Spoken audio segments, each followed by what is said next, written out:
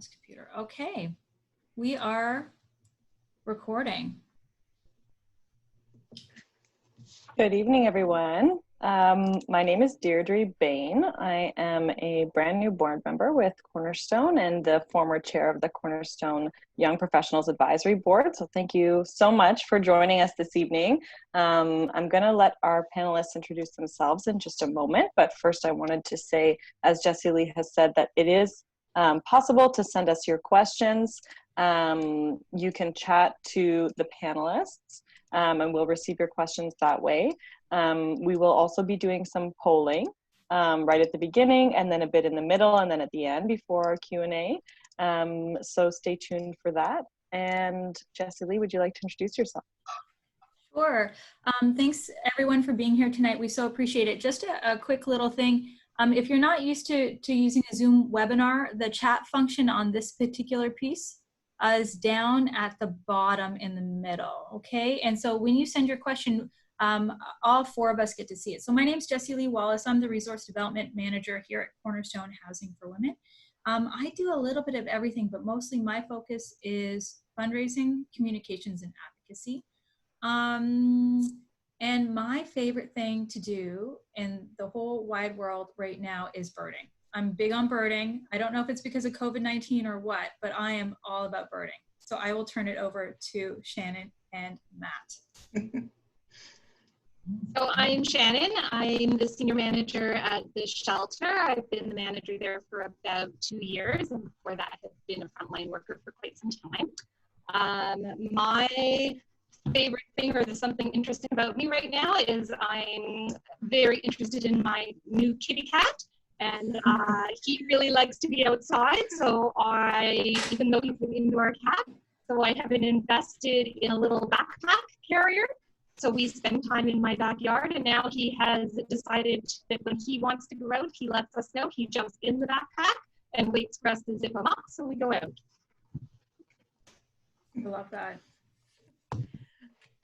Hi, I'm Martine Dore. I'm the interim executive director in Kia's absence until a permanent ED is found. I've been with Cornerstone this time around since November, but I worked for Cornerstone from about 95 to 2007 or 8. I'm dating myself, so I forget. Fun fact for myself, currently, one of my passions is working on my fairy garden for the summer, and it greatly entertains my grandchildren, but I have to say it probably entertains me just about as much. And the squirrels and the birds and the chipmunks seem to like playing in there as well, and that just leads my grandkids to wonder who, if the fairies are moving things around. So, fun thing to do. Love that. So before we kind of get rolling, I'm going to put up a poll, and it's for all of you who have tuned in today. And it's just a bit of a check-in. So let me see with technology how good I am at doing this. Okay, this is like a wild new world for us. Okay, let me see if I can launch this poll. Okay, here's the launching poll. So fill this in if you want. So basically we're checking in. So how has your quality of life changed in COVID-19? Okay. And so feel free to check that out, okay? We'll give you a little bit more time. So it looks like overall, I'm seeing a lot of thankful folks. That's probably why you're on this virtual panel with us. You are thankful people. We're just gonna make sure all the attendees have a chance to, yeah, I think pretty much everybody's voted. Okay, so overall, I'm seeing here that there are challenging aspects, but I'm thankful.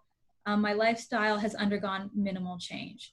Okay, so I don't see anyone though that's answered that it's been a very difficult time. And nobody's also answered what's COVID-19, thankfully. So that's really good too. So good news. So why we wanted to start with that is in here. I'm going to just show the results so you can all see it too. There we go. Perfect. All right. So why we thought we'd start with that is, and we'll talk more about this in a minute, but COVID-19 has significantly changed the way that Cornerstone Housing for Women does its work and serves the women in our community and in our emergency shelter. And with that conclusion of the poll, I'm going to turn it over to our moderator. What a beautiful segue, because our first question, and this is for all panelists, whoever would like to answer. Excuse me, how has COVID-19 changed the way that you work, and in what ways has it changed the way that you work? Well, I'll jump in, and I'm going to build off what Jessie-Lee said when she said that we're in a wild new world. And I think that is very true. I feel that many of our women, at least in supportive housing, I think in the shelter, would say that it's been a very difficult time for them. And I know there's been some great ad campaigns talking about, you know, home is your safe place right now. Home is where you retreat to. And for women who are homeless or women who don't feel connected to a home, that has made it really challenging. So it has changed everything. A big part of what we do is try and create a sense of community for women, and that's really hard to do when we're observing the COVID-19 strategies of, you know, first we were talking about social distancing, now we're trying to reframe it as physical distancing. When you layer in all the different strategies that we've had to take, we've had to stop our programming that creates a sense of community and belonging for people. So it's been a very big impact for the women, and so staff are working very, very differently. We're spending more time with infection control. We're spending time trying to keep people safe from something we can't see, as opposed to providing the supports that we usually do. And so I'm going to kind of leave it for Shannon to maybe fill in a little bit, but or Jessie-Lee, but it has changed life dramatically. I want to show just a couple quick photos, because I think sometimes that really, really helps too. So I'm just gonna, and forgive me, this is all new to me. So forgive me while I try and figure out this gorgeous technology. Oh my goodness, let me see if I can get this. Okay. So let me just start here. So here is a picture of Jenny. Can everybody see Jenny? Yeah. And so you can see here, this is a booth street that you know, moving to single serve food delivery has been a significant piece of what we do. And let me just show you this. So every day now, our Booth Street Kitchen helps to prepare roughly 200 meals between the hampers and the other types of individual food. And Shannon will talk more about how that happens at the shelter. But as you can see, that's a significant amount of food preparation. And it's also, you know, very isolating for the women. You know, they were playing hallway bingo the other day. So you know, they're figuring things out, but it's so different. And Shannon, I'll turn that over to you. Yeah, I think at the very beginning, I was so impressed by the women at the shelter, because it was so challenging for all of us, and knowing that even at home to manage things in your own home and stay socially distanced and figure out this new world was really difficult. And then on top of that, now you're living in a shelter, you share a room with someone. I think we'll see later with Jessie-Lee, the space at the shelter is not amazing. Yeah. So really the women are very on top of each other. So to try and figure all that social piece out at the beginning was a bit of a challenge. We definitely are making some progress, but yeah, it was challenging at the beginning. Thank you so much, everyone, for your thoughtful answers. That's obviously, this is a very unique time for Cornerstone, for everyone, but particularly in this context. So you maybe touched on this a little bit, but maybe Shannon, you can elaborate. So how has it impacted the women that Cornerstone serves, specifically at the shelter, and then also in our supportive housing? Yeah, so I'm just going to apologize, because I know that someone commented my voice is really odd, and I can't fix that. I'm using an old laptop, and it's just making me sound scratchy and robotic.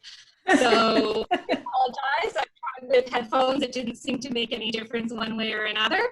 I think you're just going to have to live with my robotic little voice. So back to the question. Deirdre, just remind me, how has it impacted the women we serve? Yeah, the women at the shelter. Yeah, I think there was a huge impact. There was a big learning curve. I think we made lots of changes at the shelter at the beginning. We added lots of plexiglass screens. We closed down all of our common space and just had people coming down to grab meals, unlike Booth Street where they were serving meals. Women still came down, got a meal in a container, took it back up to their room. But lots of the extra supports that we offer at the shelter weren't available because of the social distancing and because we were so busy trying to catch up and make the changes that there was a real lack of other services. You know, the outreach workers weren't coming in, we weren't focused on housing, like all of those things were definitely a loss. And I think maybe what I'll do is I'm going to show a video of what the interior of the shelter looks like, if that's okay. So what I'm going to do, and again, bear with me while I figure all this beautiful stuff out here. Okay, so we are going to go and look at a little bit of a video, and I'm just going to pull it up here. Just bear with me for a sec.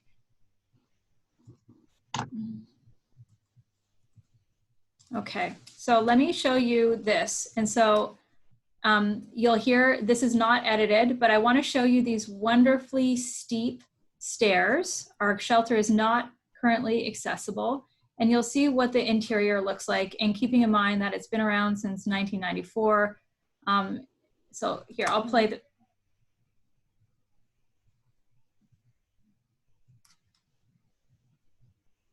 here's Josephine Bassoud, who is our manager, our night manager at the shelter. She's taking you through one of the hallways. So as you can see, it's pretty tight. If you had a walker or a wheelchair, you wouldn't be able to actually be here. And the stairs are very, very steep. It was an old rooming home that was retrofitted into emergency women's shelter, and it has remained pretty much unchanged since 1994.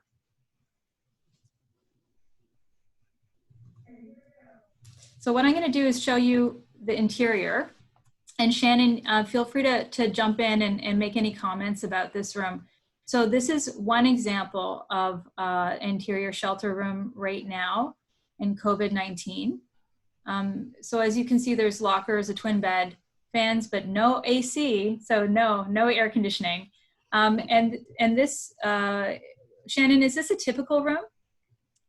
I believe this is a single room, so there's probably only one woman sleeping in this room, but it would be very indicative of the other rooms. So they would just be very simple. So most of our rooms are 2 people to a room. We have a few that are 3, and then a few that are singles, but it would just be a bed, a sink, and the lockers in the room. Okay, and typically there's 61 women in emergency shelter. How many women are there right now? There are 34, I believe. So we've tried to get down to a place where we could have most of the women in their own room. We do have a few that are sharing because they can't do the stairs. As Jessie-Lee was talking earlier about our narrower hallways and our crooked stairs, but we have singles at the moment. Okay. But we did relocate other women to another off-site location. So there originally, I believe, 16 women moved over from the shelter when we were first trying to provide physical distancing, and one has since been housed and moved on, and 3 or 4 more women have housing offers and will be moving on from the hotel soon. So that was really important that we figured out a place to accommodate physical distancing, but to make sure that women had a place to go. I just want to say hi to Councillor Kavanaugh for a second. Thanks again for joining us, and for everyone here tonight. We have over 43 attendees, so thanks. We really appreciate you keeping us company. Thank you. Thank you, Jessie-Lee, for that video. It's really nice to be able to see a little bit inside when we're talking about the shelter. Maybe you can answer this next one. Could you walk me through what makes supportive housing at Cornerstone so special? You know, that's a good question, because so the term, and Matt and Shannon can both totally speak to this as well, but the term supportive housing means so many different things, just so many different organizations. Mm-hmm. But the way I'll describe it here is, I think we serve women that have, you know, encountered trauma and abuse, sometimes for their whole lives. And so for us, moving from shelter really into supportive housing is a safe, secure home with the wraparound supports that are tailored to an individual woman's needs, whatever that might be. Because again, we're going to talk in a second why women become homeless, but there's so many different reasons, and there's so many different women from so many different places. There's not one particular recipe for success.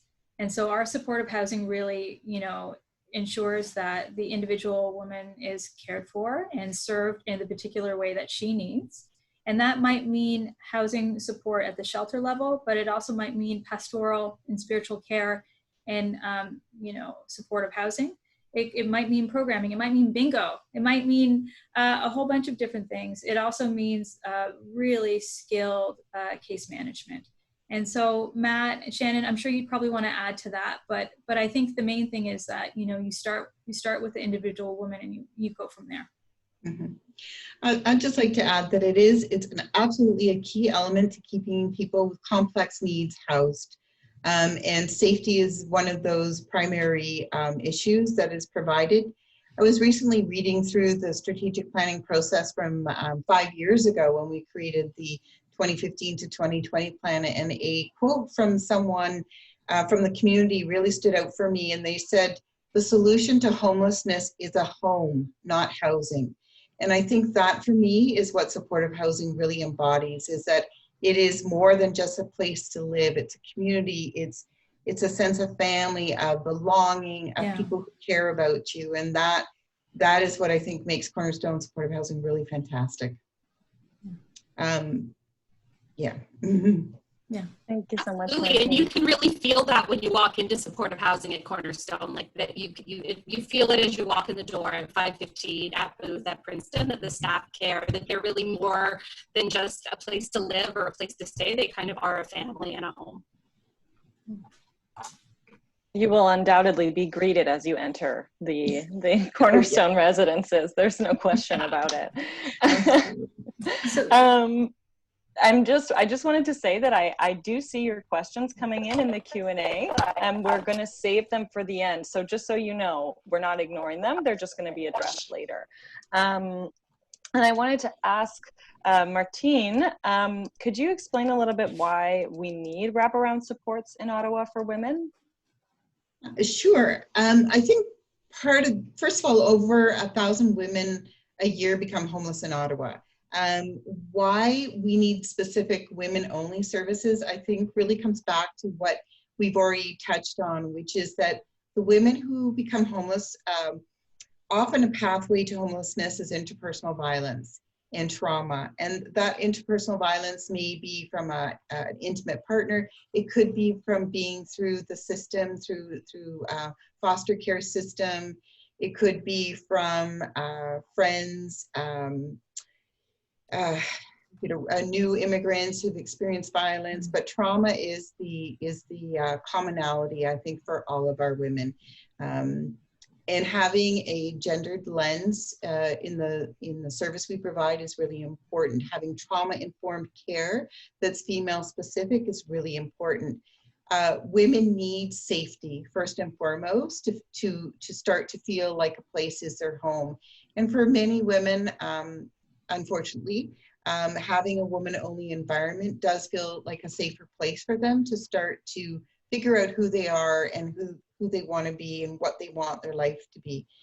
And I think it's a really important aspect for helping women go from just merely surviving to thriving, which is one of our goals that we really want. We want people to thrive. I think those are sort of the main reasons. Thank you. And when you say serving women and female-centered, you are talking about any female identifying woman who comes into the shelter, correct? Thank you very much for bringing up that point. You're absolutely right. For self-identified females, okay, or those great. who self-identify. Yeah. Fantastic. Shannon, could you tell me a little bit about the COVID-19 cases, the 3 cases that occurred in our emergency shelter? Sure. So we had 3 women in the last few months. All 3 of the women were working or going to school or both. 2 kind of in the healthcare services and 1 just kind of in the service industry. So Once they did the test and were diagnosed, then they were moved to an isolation center. And then we did an isolation of their roommate at the shelter, but they stayed at the shelter. And since the women have all recovered and have either returned to us at the shelter or have moved on to somewhere else. Yeah. What I find so hard about what you said, Shannon, is so these women are working and they can't afford a safe place to live outside of the shelter because there's such a lack of affordable and supportive housing right now in our community. I find that hard. And you know, so there's a lot of women that are actually employed that are living in emergency shelter right now as well. Yeah, absolutely. So you mentioned at the beginning that normally we serve 61 women and now there's 34, and we had to change things around. Can you explain a little bit why, you know, within COVID-19 and external to it, why the shelter is so overcrowded? Yeah, so I think the shelter's overcrowded just because of the immense lack of affordable housing that's everywhere, certainly in Ottawa. There just is no affordable housing. I think for a bachelor apartment in Ottawa right now is over $1,000. Yeah. So if you are low income, you know, that is not an affordable option. And to wait on the list for low-income housing is if you're in a shelter 2 to 5 years, if you're not in a shelter 10 to 12 years. So there's just no housing. And I think we'll pause for a second and I'm gonna throw up a poll, if that's okay. Hang on, and then let me see. Oh, again, this is very exciting for me to figure this out. Okay, hang on. Okay, so I'm gonna launch this poll. So how many women used our emergency shelter in 2019? Okay. Okay, I see you answering. Okay. Okay, 25 of you have answered, 30. Okay, let's see. I'll share the results so you can see in a second too. Okay. Okay, a couple of you are still thinking about it. Okay. Perfect, we'll end the poll there. And let me just share results. Okay, so how many women used our emergency shelter in 2019? So these may be repeat visits, may not be unique uses, but last time in 2019, it was actually, the number from HIPUS was 600. So that means that there were 600 women that used the emergency shelter, either staying one night or sometimes staying, Shannon, did you say 6 months? Yes. Up to sometimes 3 years? Yeah, probably the longest we've had is 5 years. Up to 5 years in emergency shelter. So yeah, that's really tough when you you know, think of it that way. So Shannon, what's the average age of the people that are in shelter right now, if you were to guess? If I were to guess, I would think 40s probably. Okay. I think what's really important here or not what's really, one other important thing to realize is that we have more and more senior women becoming homeless every year. And that's often because of financial reasons. It can be all the other reasons, such as mental health, developmental concerns, acquired brain injuries, finances, family breakdown. But it gets exacerbated as women get older and often find themselves impoverished. And unfortunately, we do know in Canada that women are more likely to suffer poverty in older age than men. And so both the shelter and our supportive housing is experiencing older women who have needs. And that has really impacted the COVID reality as well, especially at our Booth Street location, where we have a specialized program with our partner, Ottawa Inner City Health, providing care to 20 women who are 55 plus, which in the world of women, of people who've been homeless, that is considered senior and have very significant health concerns. Some women are battling cancer, have COPD, have had lifelong health issues. And so we've had to be extremely cautious for those women, and they have been even more isolated during COVID. Supportive housing women do have their own units or their own bedrooms, which is fabulous. But the downside of that is that many of these women have had to be more and more isolated in their room in order to keep themselves safe. And we've been delivering service to the room, but it's not the same. So that's something that we're working with as well. And Martine, lots of those women would have outside supports normally, right? That would come in and support them that have now been, drastically reduced with COVID. Correct. So many of our partners, Ottawa Inner City Health has been here not only as much, but way more in both supportive housing and in the shelter. But many of our community partners who provide additional support to women, outreach workers from different agencies, they're not coming in to provide those supports right now. Yeah. So that has increased women's isolation. It's also increased the load on the staff who are working, and has definitely created some unfortunate circumstances for the women. Yeah. And I know we're leaving the questions mostly till the end, but I did see a point of clarification from Marnie. So Marnie, the emergency shelter we're talking about is the women's emergency shelter downtown on O'Connor. That is unique and tailored only to women. So we run the only emergency shelter that is tailored only to women and staffed only by women, and it's standalone in Ottawa. That we have service partners that also run emergency shelters for women, but that often do that in conjunction with other programs, or would be considered a different type of shelter, like what we call a violence against women shelter, or let's say a family shelter per se. I just thought I'd clarify that. And when we're talking about supportive housing, we have 4 different supportive housing locations and an emergency shelter. So that's what we're talking about. So 4 standalone communities that women can live like any other tenant in Ontario and have their own place, their own apartment. And then we have our emergency shelter downtown. So I thought I'd just clarify that. Thank you, Jessie-Lee and Martine, for your thoughtful answers. It's really helpful to see from kind of the inside how you've been dealing with this and how our residents have been dealing with this. We've talked a lot about some things that have been challenging, but and this question is for anybody. Can you tell us, during the last 4 months, have you seen reason for hope? Well, I'll jump in, and please jump in as well. Absolutely, we've seen reason for hope. And I think a primary reason for that is the women that we serve. They have been incredibly resilient. They have been challenged, and at the same time, they have partnered with us to help us take those safety precautions and to adapt to a world that is literally changing day by day. Our staff continue to show up.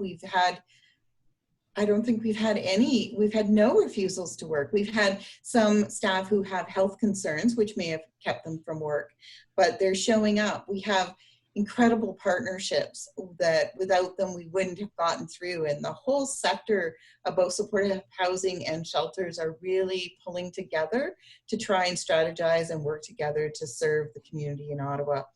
Our donors have stepped up, and our supporters, both new donors and supporters, as well as our long-time supporters. And that has been, those are all incredible reasons for hope. And I guess it's really nice to see that our strategies are working. All of these extreme steps that we've taken, as Shannon mentioned, we've had some 3 positive cases, but it wasn't 6 or 9 or 12. Right. It was contained to the original point of contact. And I think that is quite remarkable, and that gives us reason to hope and to know that we can rise to the challenge, and that what we've been doing has been very effective. Yeah, that's great. The only thing I would add to what Matt said is we have had an outpouring of volunteers that have reached out to us, not being able to come in and volunteer anymore because we've had to restrict non-essential volunteer shifts. And also our donation program we've shut down. And also we've had to be really careful about, you know, how we incorporate the community in our work. But people have, you know, dropped off food for frontline staff. They've delivered pizzas for frontline staff. They've brought, you know, special items in for the residents. And I'm just so inspired because we have so many generous people who keep thinking about us, even if we can't see them in person, even if, you know, they can't volunteer anymore at the moment. You know, they're still keeping us in their thoughts and prayers, and that's such a gift. I think it really is, you know, we can be very hopeful from both of those things, that as you say, Matt, that there were only 3 and it didn't spread, considering the density of the people living in the shelter and the other supportive housing communities. I think it's a testament to the work that you've all been doing. So thank you so much for that. And I'd like to ask, what does reopening look like for Cornerstone? I think we're doing a lot of planning to reopen slowly. I think we have started to kind of figure out how we let the women come down from their rooms a little more. How do we do small gatherings a little bit at a time, that kind of thing. So maybe we'll open some dining rooms at the different houses again and let, you know, 8 or 10 people come down, do it in shifts, that kind of thing. Just, I think they were talking about the bingos, so bringing more of that in. We're going to start to invite some of our volunteers back, or we already have. Just all those kind of things to kind of bring back the normal life that people have been missing for so many months. Yeah. And a question came in through the chat, and I think it's a good segue from that question that we just asked. But it says, is there an opportunity to change things at the shelter, and is there a chance that the city would keep renting the extra spaces and maintaining better spacing? I'm going to give that one to Matt. Well, that's the $64,000 question. We're hopeful they will continue to work with us. We're already starting to think about what happens when the hotel needs to shut down, and how do we go back to normal. And I think the answer is there's no going back to normal. The normal will be different. But we are looking. Cornerstone has been working for 5 years towards the goal of building a new shelter. And one that will look very different than the one that we have. So maybe it will be less shelter beds and some transitional supportive housing beds. But we know that we need to do something different. I think all of the homeless serving agencies know that we need to do something different. So this is a time for us to, you know, when we first started planning, we weren't thinking about pandemics. We were just thinking about what's the need. Many of you know our history. We started at 3 beds in a church basement, and we've grown to a shelter for 61 women, as well as 4 supportive housing locations. The Cornerstone building at O'Connor originally opened with 36 beds. So it's grown from 36 beds to 61. We've got to do things differently. The pandemic has really shown that to us, but we're already on it. We're already talking about it. We're talking to the our city partners. We're starting down that pathway. We've been so successful growing from those 3 beds to all of that we have now. And we know that our journey continues, and that our focus needs to be on doing shelter differently and better.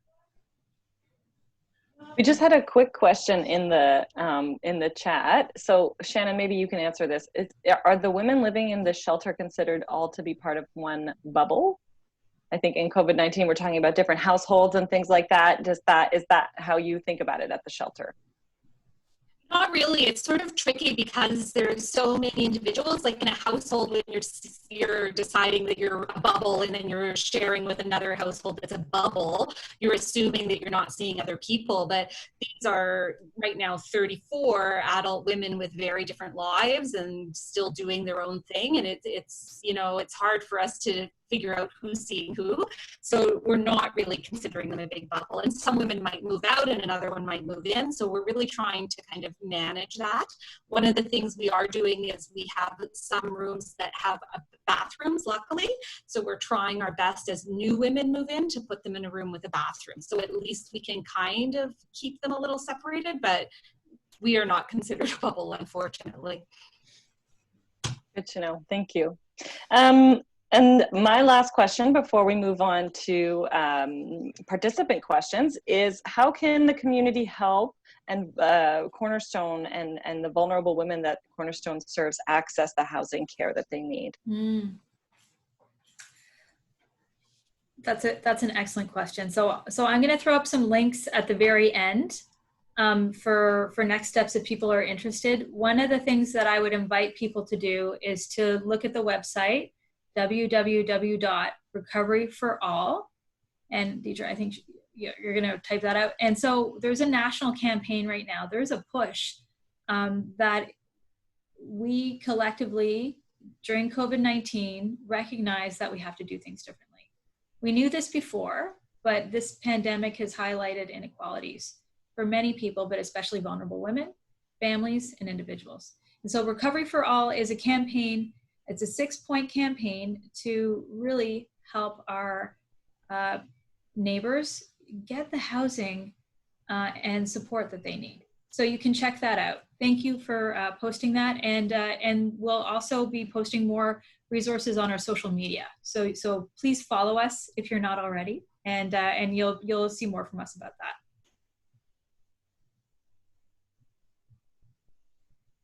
So I think we have one more poll before we go on to our Q&A. Do you want to throw that up, Jessie-Lee?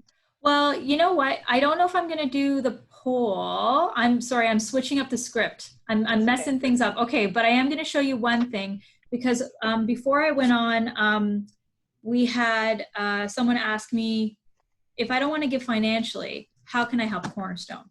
And so I just want to show you a really quick graphic, if I can find it. Let me see how good I am at this. Okay, it's kind of like a skill testing question situation for me. All right, so let's see. Jessie-Lee, while you're doing that, yeah, I'll let you look for that. There was one question I think we missed in the chat. Martha asked, she said, almost all public space is not open. Right. Where do your clients spend their time during the day? And Shannon, so in supportive housing there, of course, they have their units. Shannon, do you want to comment though for the shelter? It was really tricky at the beginning because there was nothing open and really nowhere to go.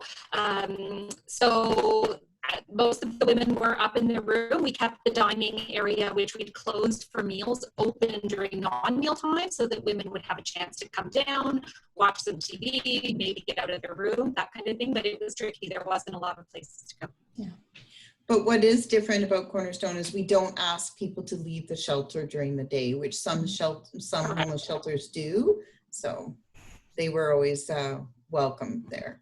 Yeah, that's significant. Mm-hmm. So just a quick thing up on your screen, 5 non-monetary ways you can support Cornerstone. So if you are on social media, we will be also posting this webinar and others to our YouTube channel. We have 4 people who like our YouTube channel right now. So if you could be the 5th and 6th, we would love that. And as well, if you can tell your friends about us, because for us, we are so grassroots that it really does make a difference when you share our story with people that you know. And Ottawa is like the biggest small town. So it means so much to us when you do care about what we do. I am just going to mention this too. It's shameless plug. Okay, so this is our annual report. Okay, and so this is online, and you'll be able to get this on our website after. I would love it if you could take a look at it, because it's full of, speaking of hope, stories of hope and resiliency. Incredible women that have transformed their lives with a little bit of help, and the staff and volunteers and donors that help them do it. So that's my shameless plug that I will give you right now. Thank you so much. Before we move on to the questions, I just want to say thank you so much to those of you who contributed your questions beforehand. Joyce and Valerie, thank you very much. And hello to everyone who's with us. We have 40 attendees. I know a couple people had to jump off early, but thank you so much everyone for joining us. Hi, Sue. Hello, Clarissa. Hi, Joyce. Everybody, hello. The question, the $1 million question is, when will Cornerstone be accepting donations again? Ooh, okay. Well, we've been talking about this a lot. So Matt and Shannon, I'd love it if you could jump in though, because I think we might need to talk a little bit about this, but our donation program probably won't be open, I'm guessing at this point, to the public until the fall.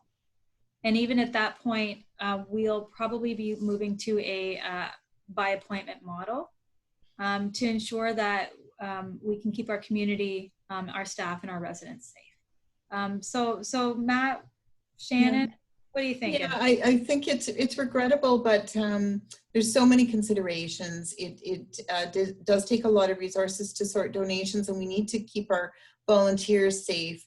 We would have to quarantine donations, certainly use donations when they come in for a period of time, and that causes some challenges. We really appreciate people thinking of us, and but we are going to have to put a pause on it. You'll find that is something that our partners around the city are also having to do, just because it's kind of a best practice right now. So stay tuned, and we will open up as soon as we're sure that we can do so safely. Mm-hmm. And if you're not already part of our e-newsletter, again, another plug, feel free to sign up, because we'll be sharing that information with you as well as soon as we know. Thank you so much. We have a question from Trish. She says, how have you taught residents in your shelters about the epidemiology of COVID-19, such as online mini courses through Johns Hopkins and the timeline of the pandemic? How are communicating about that to residents? The shelter, we're communicating kind of individually to people as we go along, and we're also doing some written announcements that we're posting on rooms. We're sharing as much information as we get in simple terms. We're doing it in as many languages as we can. So we're just trying to keep them up to date as much as we can, for sure, with the new information. At the beginning, that was very complex. We were changing information every day. It's like, oh, never mind, we're not doing that anymore. Now we're doing this. So it was a little complicated at the beginning. And of course, there's also been a lot of misinformation about COVID and alarmist information that sort of amplified alarm. And so part of what we've been doing is trying to be very factual with women, and as Shannon said, using plain language has been very helpful. Some of our women, in fact, overstimulate themselves with COVID information, and it's been a great source of anxiety for them. So part of our role has been to help them sort of sift through all that and find out what's useful to listen to and what's not.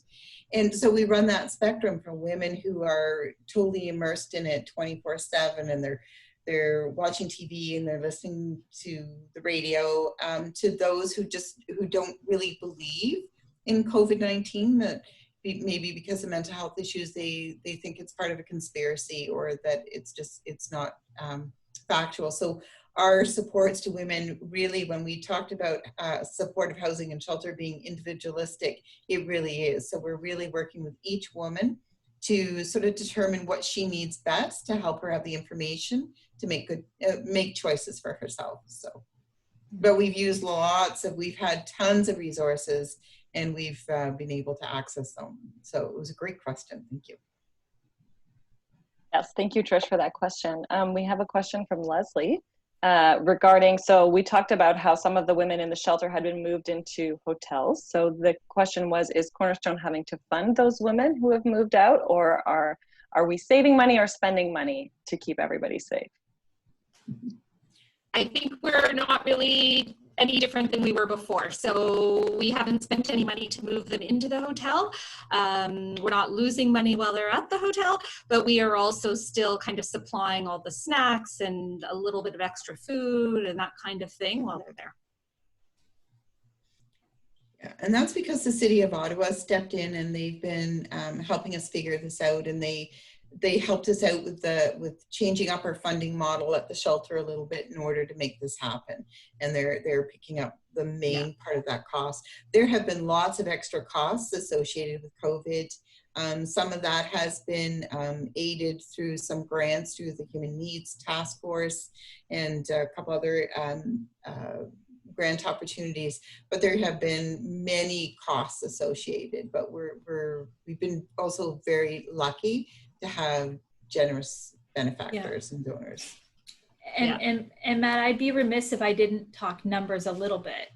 So I know that it's hard for us to gauge how much this is going to cost Cornerstone Housing for Women in addition to our original budget.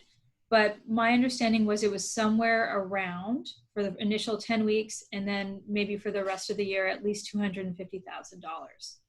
So I know that's a bit of a rough estimate, but does that sound sort of in line with what we're projecting? Mm-hmm. Yeah, it does. Yeah, yeah. So we're looking for about an additional $250,000 in addition to what we currently fundraise. I'm happy to report that we've received, of course, what Matt was saying, some money from our federal and provincial and municipal partners, and also from the Community Foundation of Ottawa, United Way, individual donors as well. But it is something that we're well aware of, that it's pricey to clean the premises 4 times a day and to deliver meals to all individual rooms, and to significantly change the way that we do our work without volunteers and with more technology. Thank you so much. We have a question from Gloria. How have you managed vis-a-vis PPE, personal protective equipment, and what kind of need does Cornerstone have right now? That is, one thing we have become is very fluid around here.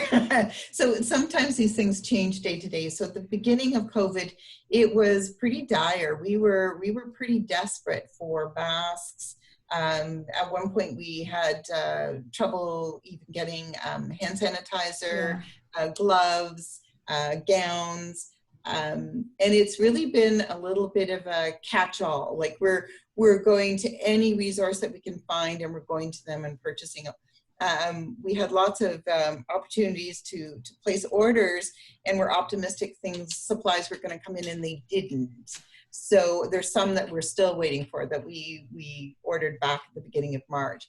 But we have had Ottawa Inner City Health has been very helpful for the shelter and for Booth Street. So we're getting a lot of our PPE through there. We had an army of volunteer sewers making gowns for us. And it is just, all of our locations are reaping the benefit of that. And that's just been phenomenal. And now we're getting to the point where the supply chain is actually freeing up, and we're doing pretty well. So it's been a journey. You know, at one point we were rationing masks. We had to save masks with the idea of having them sanitized and reused. And now things are coming into an appropriate balance. But we do need to remain cautious in our use, but we need to use PPE to keep everyone safe. So we have a question from Jen regarding what we were discussing about inner city health. So it says, why has inner city health been able to find solutions to come in, but others have not been able to? Can something be done to change this so that the women get supports? Can others get advice from inner city health? And can other support workers not come in without appropriate PPE? Mm.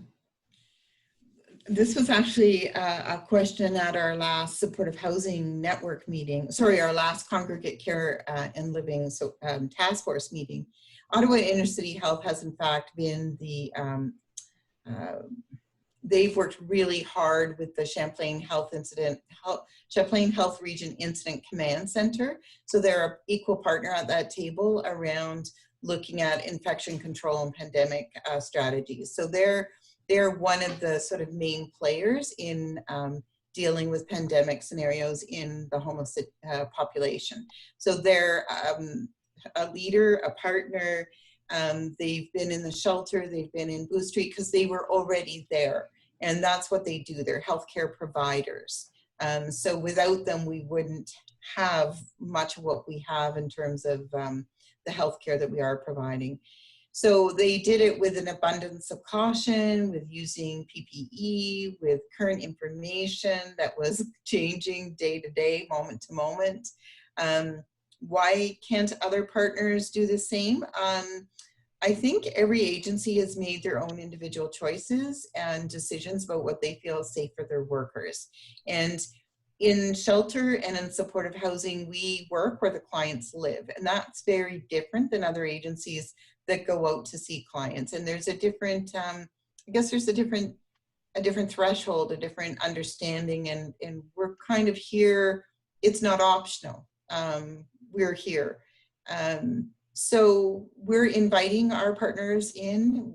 We will provide PPE if they don't have it, but it will be up to those individual agencies to do it in their own due time. So, and some have found some creative ways. So we've had psychiatrists doing telephone meetings with clients. Our own spiritual care program does the same, where they can, they've been stepping up with newsletters, but they can also provide one-to-one service either on the phone or using platforms such as this. So I think the whole sector has learned, and I don't think we'll ever go back to exactly the way it was. And I think these strategies will be incorporated moving forward as well. Excellent, thank you. Does anyone have anything to add before we move on? No, you're okay. So this is a question from Councillor Kavanaugh. Thank you so much for joining us. The question is, what do you see is the future in terms of need for women and homelessness? How does it fit into the current housing and homelessness 10-year plan discussed by the City of Ottawa at Community and Protective Services Committee this past week? Good question. So Matt and I talk about this a lot. So I think Matt is going to give the complete answer. But one of the things that I will say and share with Councillor Kavanaugh is that Cornerstone has been actively working with the Alliance to End Homelessness as one of its members on this advocacy piece around the 10-year plan. And we actually have been assessing the progress made to date on the 10-year plan with a gender lens. And I'd be happy to share more with you that a little bit later. But Matt, what is it that we've been talking about a lot lately? We've been talking about the creation of a new shelter that would replace O'Connor, because that building has served its purpose, but we've grown beyond it to something that's going to look different. So not just a shelter, but maybe a shelter with transitional supportive housing, maybe a community hub. We don't know what that vision is, but we're actively pursuing that vision. We have a committee dedicated to it and are working with the board. But we're also talking with our partners around initiatives like hotels to homes. Yeah. And, as I mentioned, Cornerstone started with 3 beds in a church basement, and we went from being a shelter to being, we actually have more beds in supportive housing now than we do in shelter. So we're seen in the community as a supportive housing provider, and that's where we'll want to go, is to continue that, because we know that homelessness is a real issue in Ottawa, and the only answer to that is more housing. Mm-hmm. And as I said before, not just housing, we want women to have homes. We want them to have a place they feel safe and nurtured, and that they're part of the community. So working with the city and with our other partners and the province and the federal government to be part of that solution in providing more homes. Yeah, great, thank you. We had a really good question from Mary. So what are you doing to help Cornerstone staff deal with the additional work and stress of COVID-19? Mm-hmm. I'll start, I guess, and then Matt, you can jump in. But I think we did a lot of kind of support for our staff at the beginning. We talked a lot about self-care for the staff, really encouraged that self-care. We've done a lot of things, initiatives to say thank you, whether it's, you know, bringing in food or chocolates or, you know, just that kind of thing. At the shelter, we've done some changes to the schedule or certainly at the beginning, to give people more time off and just kind of change the way they work. So instead of working 5 days, maybe they worked 3 and had longer breaks in the middle, that kind of thing. Matt? So, sorry. We also, you know, we try and create a good work environment. People who are happy at work you know, I think, first of all, we're a value-based organization. People work here for a reason, and they feel very committed to the women that we serve. And I think, you know, when we started off this conversation, we talked about, you know, how amazing our staff are. And I think they are our service delivery mechanism.